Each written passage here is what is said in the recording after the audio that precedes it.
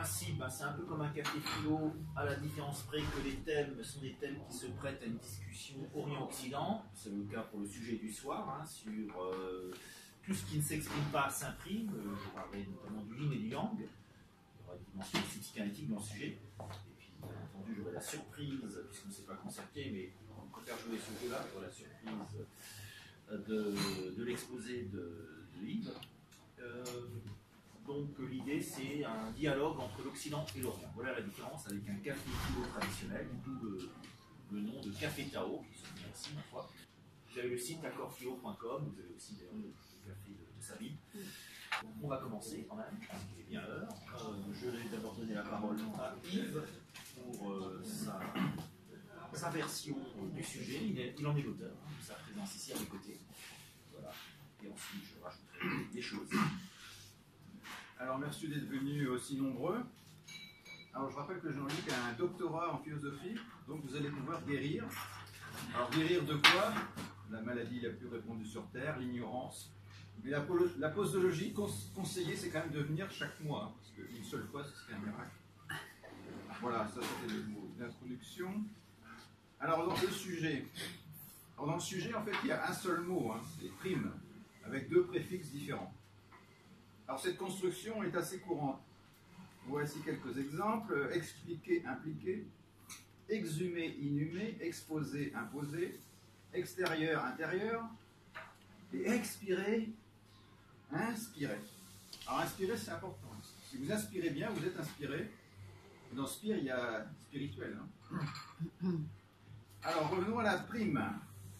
On parle de exprimer, imprimer. Alors à qui donne-t-on la prime? Au premier. Hein. C'est le même mot pratiquement. On trouve ça aussi le primavera, c'est le printemps, c'est le début. Le prime time, c'est le début des émissions intéressantes. Hein. Alors, donc je vais un peu développer l'importance de ce qui est premier justement.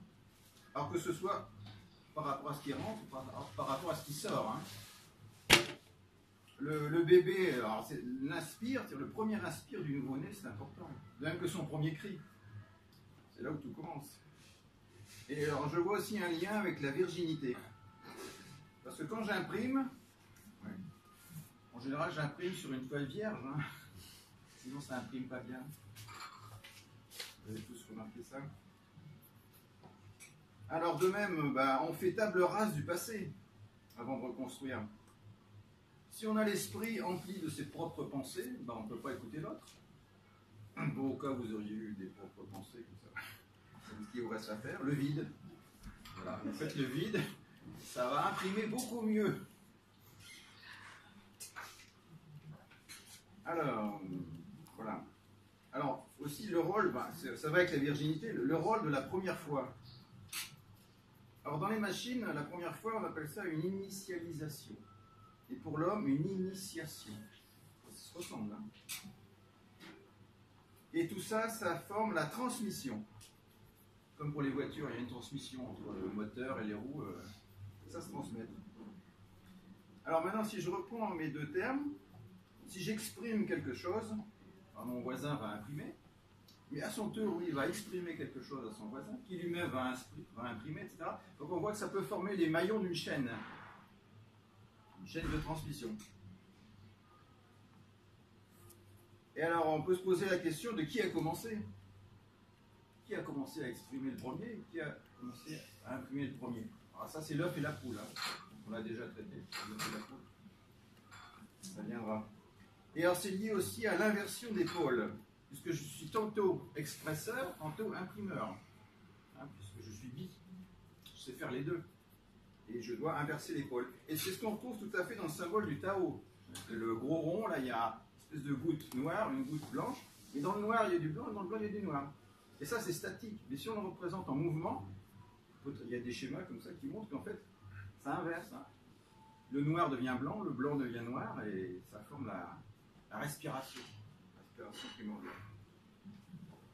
Alors maintenant, ce signal qui va de l'expresseur à l'impresseur, etc., en fait, il peut se dégrader, puisqu'il y a transmission. Si à chaque fois, celui qui reçoit se contente d'exprimer bêtement ce qu'il a reçu, en fait, il va certainement en exprimer un petit peu moins, voire le déformer. Et le signal, comme ça, va se dégrader à chaque passage.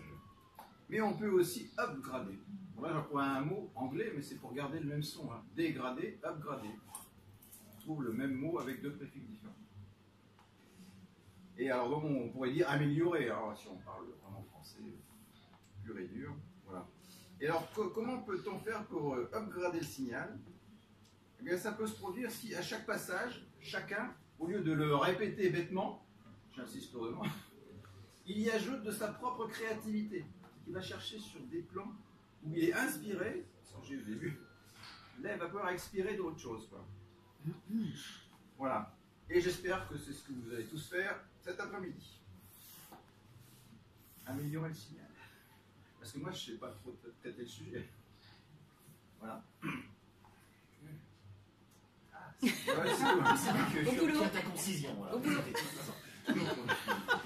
En plus, c'est pas du tout dans ce sens-là que j'allais, parce que là, tu as bien rappelé les termes, c'est très intéressant. Ouais.